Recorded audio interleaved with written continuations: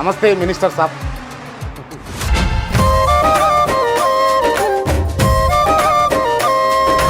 మన నియోజకవర్గ వాస్తవ్యుని లాగా చేయాలా, నిజంగా ఓ జర్నలిస్ట్ లాగానే చేయాలి ఇంటర్వ్యూ.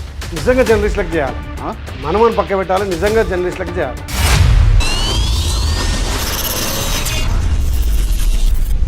ఏం నడుస్తుందన్న? ప్రజాపాలన నడుస్తుంది. నిజంగా ప్రజాపాలన నడుస్తుంది. నిజంగా ప్రజాపాలన, అసలైన సిసలైన ప్రజాపాలన నడుస్తుందా? ప్రజలు తెచ్చుకున్న పాలన నడుస్తుంది. నిరుద్యోగుల సంగతి ఏందన్న?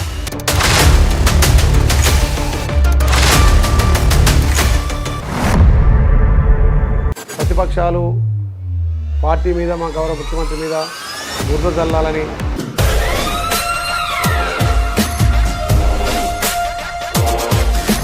ఐలయ్య గారు బాగా మాటలు నేర్చుకున్నారు రాజకీయంలో.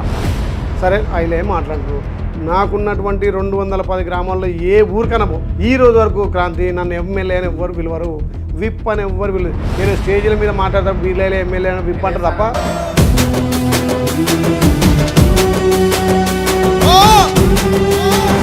మీరు ఎమ్మెల్యే అభ్యర్థిగా ప్రకటించిన తర్వాత మీ కాంగ్రెస్ పార్టీనే తొక్కాలని, మిమ్మల్ని గుంజాలని ప్రయత్నాలు జరిగినాయా?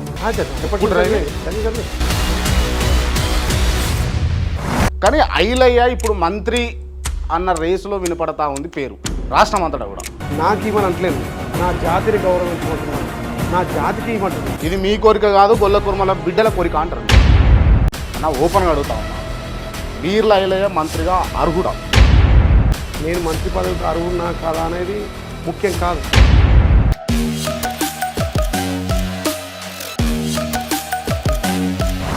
అన్న మీకు నయీంకు ఫ్రెండ్షిప్ ఎట్లుండే అన్న? మంచిగానే ఉండేనా? నయీం అసలు నేను చూడలే. ఒకసారి ఏదో బెదిరింపు కాల్ వచ్చింది, అరే అయ్యా నీకేమైనా ఆపతోటి చెప్పరా, నీకేమైనా డబ్బులు సాయం చేయమంటే చేస్తా, కానీ నేను ఎవరికో నయీంకో మల్లేకో పుల్లేకో ఇష్టం కాదు. అంటే దొంగలకు రౌడీలకు కూడా మీరు సాయం చేస్తా అని అంటారు. రైట్. ఏం వ్యాపారం చేస్తుండే అన్న మీరు? సంపాదించిన ఎట్లా? Real estate. Real estate? Only real estate? Only real estate. Only real estate అన్న. Only real estate? 100% real estate. Only real estate. నవ్వుతురేందన్న? నేను చేసేది రియల్ ఎస్టేట్ కదా. కక్ష రాజకీయాలు ఉండే ఆలేరులానని, కానీ కాంట్రవర్సీకి కేర్ ఆఫ్ అడ్రస్గా కొన్నిసార్లు మీరు ఎలివేట్ అయ్యారు. మీకు బెదిరింపు కాల్స్ రావడం, మిమ్మల్ని మీరు బెదిరియడం వేరే వాళ్ళు. మళ్ళొక్కసారి నా గురించి పెడితే ఇంటికి వచ్చి బజ్జీలు వలగొడతా అనుకుంటున్నాం. ప్రజలకు ఇబ్బంది అయ్యే పని ఎవరైనా చేస్తే మాత్రం ఐలే విశ్వరూపం ఇంకో తిరుగుతారు. ఐలయ్య కత్ అవుతాడు 100%.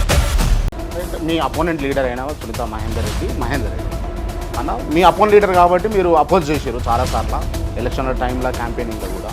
కానీ బేసిక్గా మీరు ఫ్రెండ్సా కాదు? అందరు ఫ్రెండ్సే, అందరు ఫ్రెండ్సే. ఫ్రెండ్షిప్ అంటే ఏమంటారు మీరు? 100% అందరు ఫ్రెండ్సే. ఆ ఓట్లు బీర్ల ఐలయ్య పడ్డాయా, కాంగ్రెస్ పార్టీకి పడ్డాయా? బీర్ల ఐలయ్య కాంగ్రెస్ పార్టీ బీఫామ్ కదా.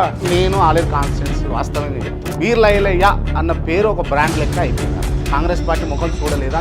నేను పేదల పెద్ద కొడుకువే గన్నో ఇలన్నో, మా మట్టి బిడ్డల కలిదిచ్చిన పేదల పెద్దన్నో. రైట్ అన్నా. మంత్రి అయితే ఏ మంత్రి కావాలన్నా? మా గొల్ల కుర్మలు క్యాబినెట్లో ఉంటే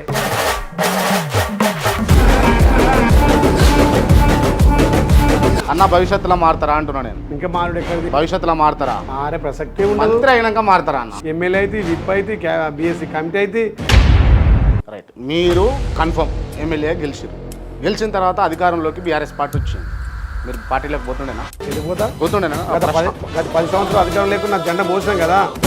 పట్టుకో కాంగ్రెస్ జెండా, ఎత్తుకో నీ గుండెల నిండా. బీఆర్ఎస్ ఆ పార్టీకి ఆ నలుగురే మిగులుతారు.